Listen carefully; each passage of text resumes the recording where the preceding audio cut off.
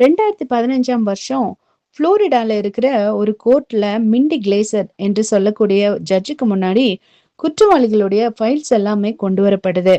அதுல பொது சொத்துக்களை சேதப்படுத்திய குற்றத்துக்காக ஒருத்தரை கொண்டு வந்து நிறுத்தியிருக்காங்க.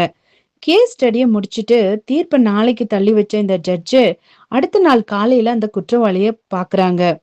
ஏற்கனவே இவரை பார்த்த மாதிரி இருக்குன்னு சொல்லி அவங்களுக்கு ஒரு ஃபீலிங் வரவே, நீங்க நியூடெல் மிடில் ஸ்கூல்ல படிச்சீங்களா அப்படின்னு சொல்லி அவங்கள பார்த்து கேக்குறாங்க.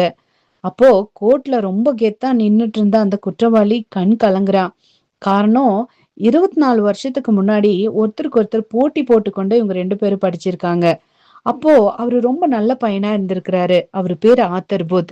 அவர் ரொம்ப நல்லா படிக்கிற மனுஷனா கூட இருந்திருக்கிறாரு. ஆனா இப்போ அவர் இவங்களுக்கு முன்னாடி குற்றவாளியா நின்னுட்டு இருக்கிறாரு. இவங்க நீதிபதியா நிக்கிறாங்க. அந்த நபருக்கு 50,000 ரூபாய் ஃபைன் போட்டு 1 வருஷம் ஜெயிலுன்னு சொல்லி தீர்ப்பு வழங்கியிருக்கிறாங்க இந்த ஜட்ஜு. இந்த சம்பவம் நமக்கு எதை காண்பிக்குதுங்க? ஆமாங்க, நம்ம எல்லாரும் ஒரு நாள் ஆண்டவரோட சன்னிதானத்துல நம்ம போய் நிக்கணும். ஆண்டவரோட நியாயசன்னம் இருக்குது.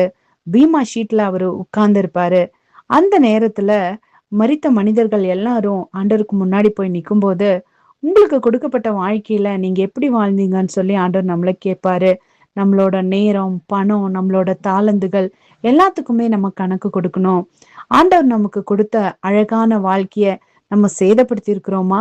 அல்லது அந்த அழகான வாழ்க்கைய ஆண்டவருக்காக நீதியான வாழ்க்கையாக நம்ம வாழ்ந்திருக்கிறோமா? நீங்களும் நானும் ஆண்டவருக்கு முன்னாடி போய் குற்றவாளிகளா நிக்க போறாமா? அல்லது நீதியை செய்த நித்திய ஜீவனை சுதந்திரிக்கும் மனிதர்களா நிக்க போறாமா?